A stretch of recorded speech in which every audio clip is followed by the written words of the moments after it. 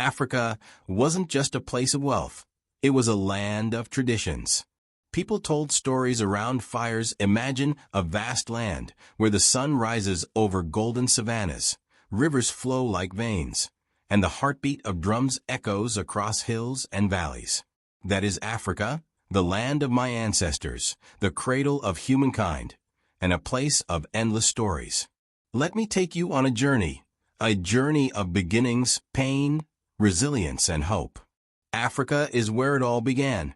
Thousands of years ago, our ancestors walked this land, hunting, farming, and building communities. They lived in harmony with nature, following the rhythm of the seasons and the wisdom of their elders.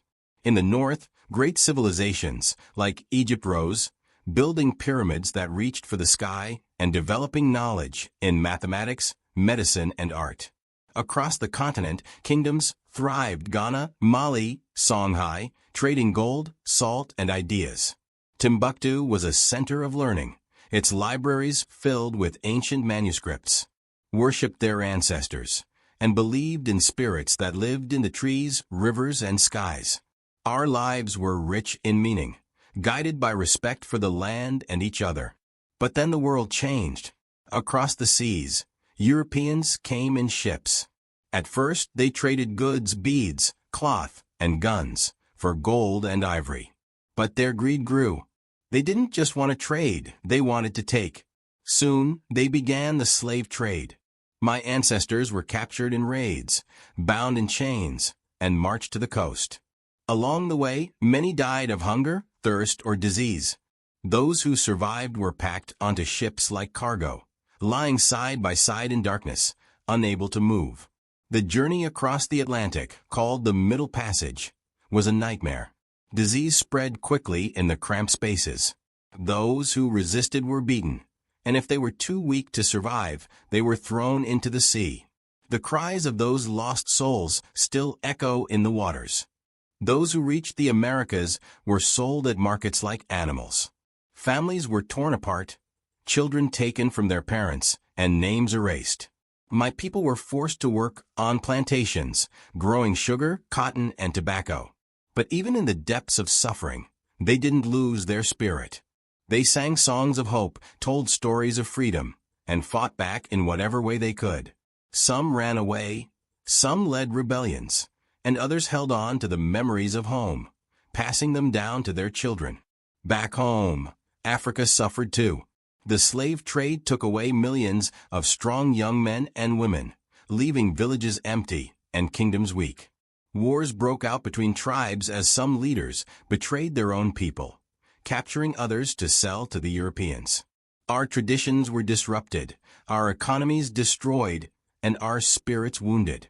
The scars of this time are still with us today, in the form of broken families, lost languages, and a history that many still struggle to understand. When the slave trade ended, you might think Africa could finally heal. But no, the Europeans returned, this time with maps and guns.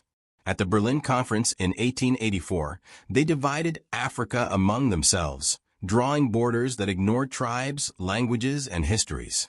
Colonizers claimed the land as their own, exploiting its people and resources. They took our gold, diamonds, and rubber, forcing Africans to work in terrible conditions. They introduced foreign systems of government, replacing our chiefs and elders. They also brought their religion, saying they came to save us. Missionaries taught us Christianity and built schools, but they often mocked our traditional beliefs, calling them pagan or backward. Sacred sites were destroyed, and many were forced to abandon the gods of their ancestors. Yet, Africans are not a people who give up. My ancestors fought back, first with spears, later with words, and finally with movements that shook the world. In Kenya, the Mau Mau rebelled against British rule. In Ghana, Kwame Nkrumah led the charge for independence, declaring, "We prefer self-government with danger to servitude in tranquility." Leaders like Nelson Mandela in South Africa, Julius Nyerere in Tanzania, and Patrice Lumumba in Congo gave everything, even their lives, to see their people free. One by one, African nations broke free from colonial rule. Ghana was the first in 1957, and by the 1990s, apartheid in South Africa had ended. The dream of freedom had been realized. But the journey was far from over. Even after independence, Africa faced many challenges. The borders drawn by colonizers left tribes divided, leading to conflicts like the Rwandan genocide and civil wars in Sudan and Nigeria. The systems left by colonizers often benefited a few at the expense of many, leading to corruption and poverty. And the introduction of Christianity and Islam has sometimes caused tension with traditional African beliefs. Still, many Africans today are reconnecting with their roots, reviving traditional languages, dances, and festivals. Christianity and Islam are now part of our story with traditional African beliefs. Still, many Africans today are reconnecting with their roots, reviving traditional languages, dances, and festivals. Christianity and Islam are now part of our story, too, blending with old practices in unique ways. Despite everything, Africa rises. Our cities are growing, our youth are innovating, and our cultures are inspiring the world. Afrobeat, hip-hop, and reggae, all born from African struggles, are now global movements. We are rediscovering our traditions, celebrating the gods and ancestors who guided us before colonization. Young people are asking questions about their history, reclaiming their identity, and dreaming of a future where Africa leads, not followers. If you have abandoned your old traditions, I ask you to pause and think. Our ancestors weren't pagan or uncivilized. They were wise. They understood the land, the spirits, and the power of community. African traditions are deeply rooted in respect for ancestors, nature, and community. They formed the backbone of our societies long before foreign religions arrived. Take time to learn about your heritage and the beliefs of your ancestors. You don't have to give up your current faith, but don't forget where you come from. Learn about your ancestors, embrace your traditions, and walk proudly with both the old and the new. Ask yourself, why was it necessary for colonizers to suppress our traditions? Recognizing this history can help you critically assess your faith and understand how colonizers often imposed their religions as a way to control African societies, undermining local customs and replacing them with foreign systems. Colonization shaped spiritual practices across the continent. Africa's strength lies in its diversity, resilience, and wisdom.